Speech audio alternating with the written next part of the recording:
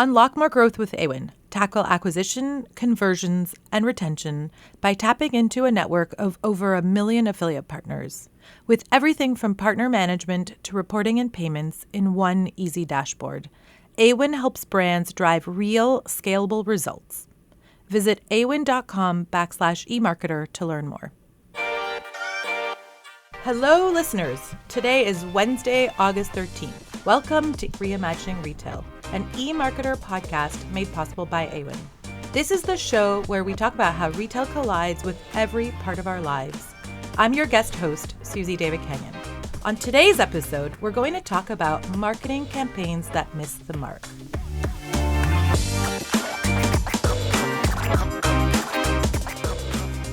But before we get to that, let's meet today's guests.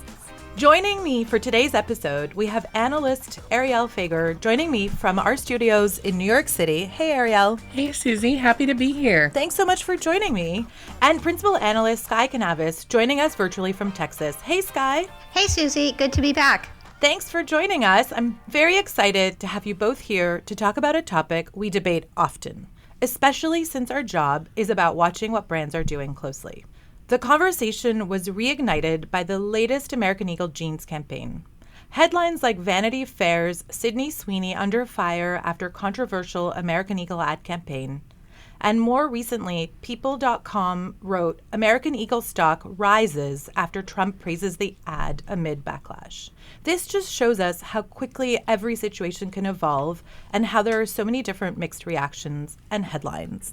So with that, it got us thinking, sometimes a brand puts out a campaign and the internet goes wild, but it's not always in the way that the brand had hoped. And this isn't just a 2025 thing. Think back to Peloton's 2019 gift from a husband ad, or last year when Apple did the iPad flattening creativity ad campaign, or Dove's Real Beauty ad campaign in 2017. Even merch can stir backlash. Remember when H&M did the coolest Monkey in the Jungle hoodie? Anyways, these moments happen more often than we realize. And the truth is, what feels tone deaf to one person might actually seem bold and cheeky and maybe even empowering for someone else. So in today's episode, we're asking, what does it really mean for a campaign to miss the mark? And what can brands actually do about it?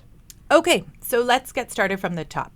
Sky, Arielle, how are we even thinking about defining miss the mark? What does that actually mean? Well, it can mean a lot of things. It can fall flat and not generate the attention or buzz or sales that it was ultimately aiming for. That's one end of the spectrum. And on the other, you have campaign like American Eagles, which generates a huge amount of controversy. There's backlash, and then there's backlash to the backlash. But it may ultimately result in higher sales, more attention, and then that raises a question of whether all of it is good for the brand in the long run, or whether it's detrimental to the brand and, alienating them from their core customer. Yeah, I kind of think about it in two ways. One being kind of how are consumers responding in terms of, social media and all of that. And then also how are consumers responding in terms of what they're actually purchasing and buying. I think a lot of times we see brands, called out by consumers, but there doesn't seem to really be an impact on their bottom line. So I think you can kind of look at it in a couple different ways. And, really it depends on kind of what the goal of the campaign was and kind of the long-term effects, which can be hard to measure. Yeah, and I heard you both saying it slightly differently about alienating your core customer and thinking about the brand messaging. So what happens if you are doing something that hits with the core, but then there are all these ripple effects of the alienated just consumer, maybe not your customer? What do you do about that? Is that still missing the mark? I think it depends. I think, you can't make everybody happy. And that's something we've talked about quite a lot when we've been having these discussions. And I think, as long as you're keeping your core consumer in mind and your core consumer is happy, then I think that that's doing your job. Of course, every brand wants to appeal to as many people as possible. But I think alienating your core consumer would be kind of the top of the list of brand sins. And then, if, alienating other people might be a little further down the list. I think campaigns typically want to create positive associations with the brand and foster, brand equity, create a sense of brand affinity with customers. Typically, there's a core audience that brands are going for and a core customer that can become the brand's fans. If you attract customers because of a controversy, maybe those customers aren't going to be that loyal. Are they going to really be brand fans? Are they just latching onto a brand out of opposition rather than out of true affinity with the brand? Yeah, and then how long will they last? And it's not even just merch and actual marketing campaigns in this sort of context, but it's also, if you guys remember, JCPenney had the new president who came and said, like, I want to change the store layouts and I want to change the everyday low price situation versus promotions and coupons. And that alienated a bunch of people. And then they had to sort of like claw back to their core customer. So it feels like you can have misses that happen when you don't understand your core customer that have lasting impacts as well. Absolutely. It all kind of drills down to understanding who your audience is, understanding what motivates them, and understanding what then would alienate them or, make them turn to another brand.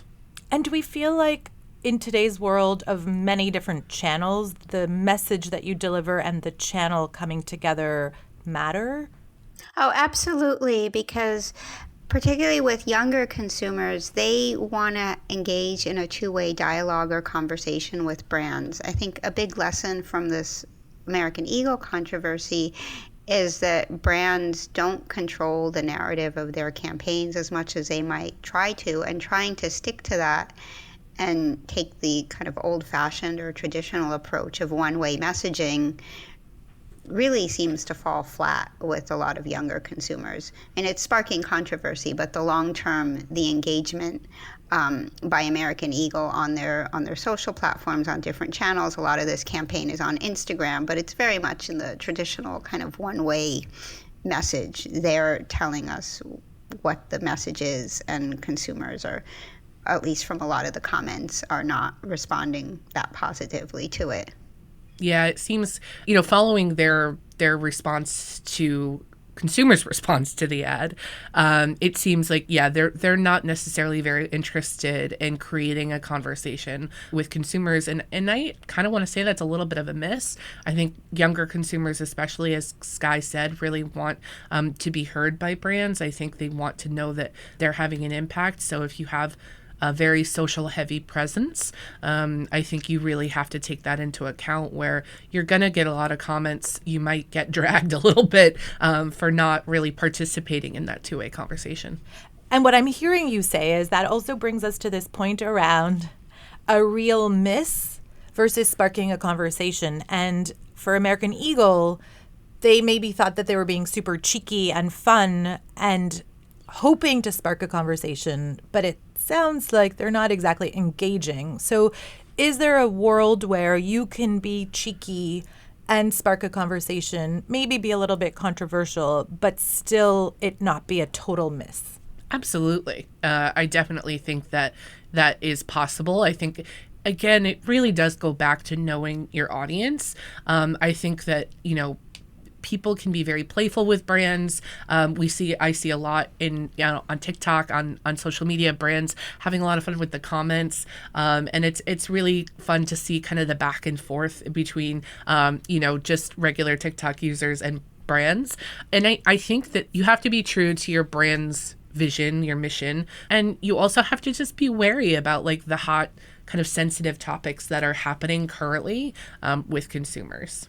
It's that current environment too and the reason why we picked some examples from beyond 2025 is because this happens all the time. It's just that right now it feels a little bit more charged, and I think some of that also has to do with the different social channels and how quickly a message can go viral and spiral. Yeah. Do you guys think that when a message goes viral like this, there is such a thing as bad press, or is any kind of press good? So I think it comes down to the brand associations that come out of a campaign.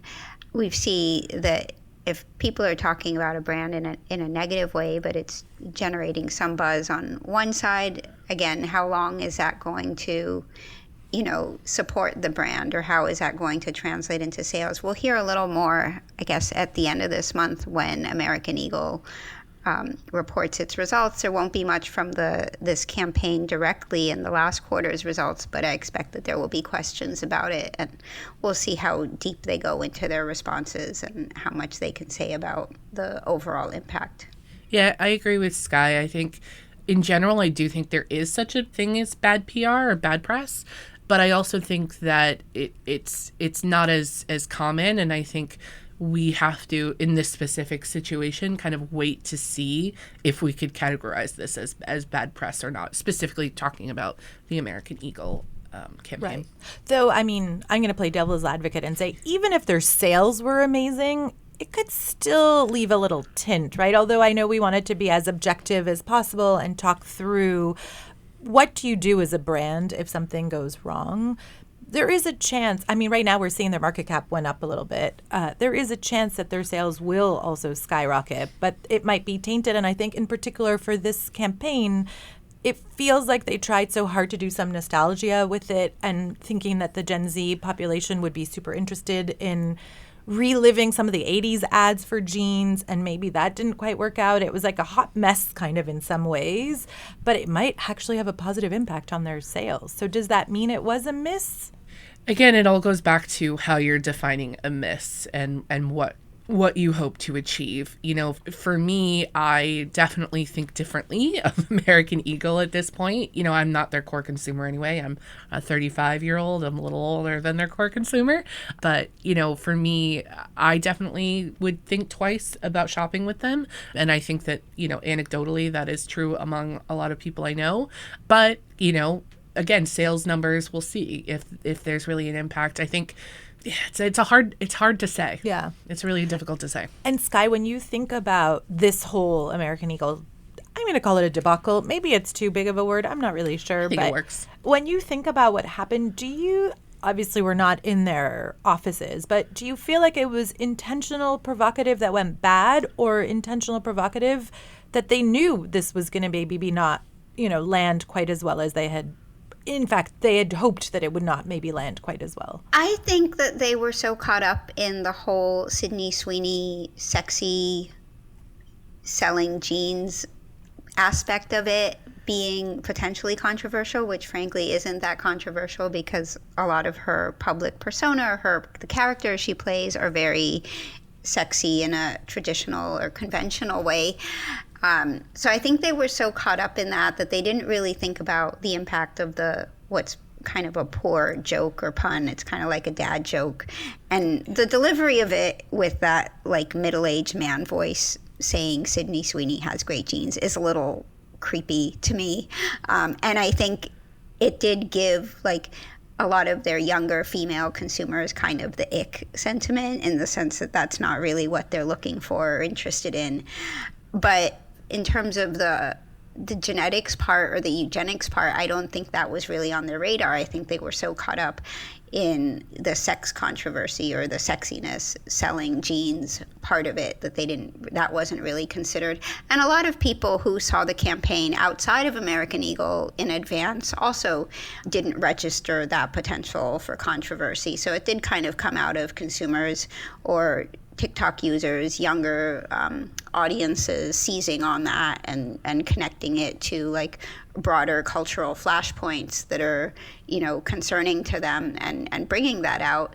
And then I think the part is like the response was very much like traditional and not in tune with how consumers expect brands to show up and respond. They kind of didn't say anything. They engaged a PR crisis firm. They put out a bland statement. It looks like they they pulled the part of the ad campaign that featured Sydney Sweeney talking about her jeans, the genetic jeans pun and like inherited genes. And so it's been but they haven't said much else. And I was trying to find out like which agency created the ad, and it looks like it was an in-house ad, which may also explain why it's not altogether that creative or exciting from an ad perspective. Right, because it was like nostalgia coming back, like the Guess jean ads, the Calvin Klein jean ads. It felt like they were maybe trying to replicate that. Yeah, a little of that and a not very good tagline.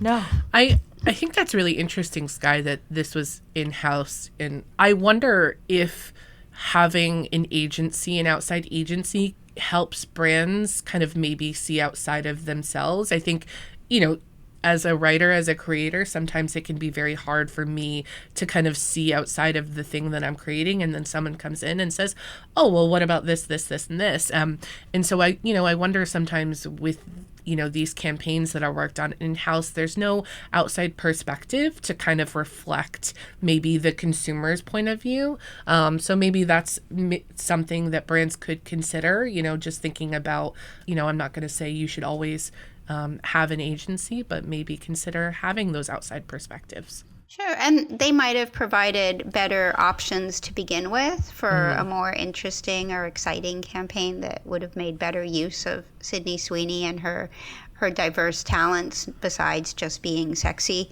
I think she has a pretty good sense of humor. I've seen her on SNL, and she even sent up her sexiness on the show. And so I think that could have provided better angles. I think what really resonates with younger consumers, Gen Z, the TikTok generation, is humor in advertising. And, that can just be the weird meme humor that some brands have really successfully used. Like, I think of Nutter Butter is like one brand that's really weird on TikTok. And I think Wendy's also does some creative campaigns or videos and using user-generated content as well. Yeah, and if you have, whether it's an agency or not, if you have an extra layer or two of people that are not so close to the campaign, potentially they would have, or if you ran a little bit of consumer ads around, consumer sentiment, like research around the ads, you would get a better sense. Although we don't know what they did exactly. Yeah, exactly. But as brands, as you're thinking about your ads, once one doesn't land, you both started touching on this. Like, what do you do? Can you recover? How do you manage this? I think number one is to listen. I think consumers want to be listened to. I know I do. And so I think that's the first thing, is kind of really digging into some social listening, just really kind of taking stock of what people are saying and thinking about why before you craft any kind of response. I would say, like, for me, that would be a good place to start. Yeah, and then they have to respond too in some way. And I think part of the challenges in the current political environment, brands are becoming more afraid of coming out and standing up for the values that they previously espoused. American Eagle didn't come out and say, no, this isn't about eugenics and we're against that, and the extreme implications that some people are seeing in the ads, and they didn't come out and start a conversation. Instead, they kind of retreated into their shell and took the traditional route of saying as little as possible for as long as possible, and then made some bland gestures at appeasement. So be authentic in your response. Yeah. I would also say, like, something that I think is important in any kind of response or apology to something where, people have been hurt or upset, is to kind of focus on a future looking thing, thinking about next steps, thinking about how you would do something differently in the future. And again, it has to be navigated with authenticity. You don't want to be like, well, of course we're going to be perfect in the future. But I think giving consumers some kind of, action plan to say, this is how we will move forward, I think could be, a good thing, and gives consumers, again, like okay, they're trying to remedy this, or trying to be better in the future. And it's tough because it was, I think, their most expensive campaign, or they spent a lot of money on this just on getting Sydney Sweeney to be in their ad. So there's a hesitation around completely pulling that or reversing course. But I think brands need to nowadays, and always, I think, with the impact of social and consumers wanting to have more of a voice, they need to be prepared for backlash and backlash to backlash, and have some processes in place to be agile in their responses and make moves and not just thinking that they have a campaign and are going to put it out there and that's done, that's it. And even with the best intentions, I think, like if I think about the iPad last year, the controversy around the dad and the child, and to use the iPad to help with her homework or whatever it was so that he had more time with her, like got a very large cohort of artists very upset about how AI is going to replace them, which was obviously not the intention. So even when you have the best intentions as a brand, what are some things you should be doing to just make sure you're not going to have backlash, or that you're ready for it and that you have some sort of explanation? I mean, I think Sky just touched on just being kind of prepared. Yeah, as I said, you're not going to make everyone happy. There's probably going to be some small or large subset of consumers who are not enjoying your campaign for whatever reason. So kind of just be prepared for that's the baseline. And then, I think it's hard to say. I think every situation is different, but it all goes back to authenticity. Be authentic, address concerns authentically. As an ad, you're going to do your best to showcase your brand ethos.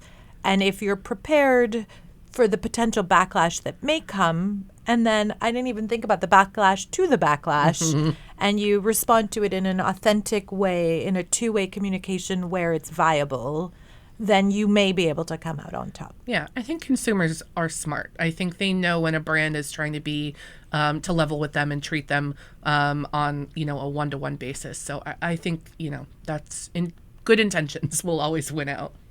And I think brands have to increasingly accept that they don't control their narratives or their campaigns in the way that they used to because of social and the influence of that. And maybe they're better served not creating these one-way ad campaigns and instead engaging users in their campaigns using more user-generated content, influencers, strategies that really will speak to their audiences and keep them engaged and create more of that two-way conversation rather than the one-way brand messaging.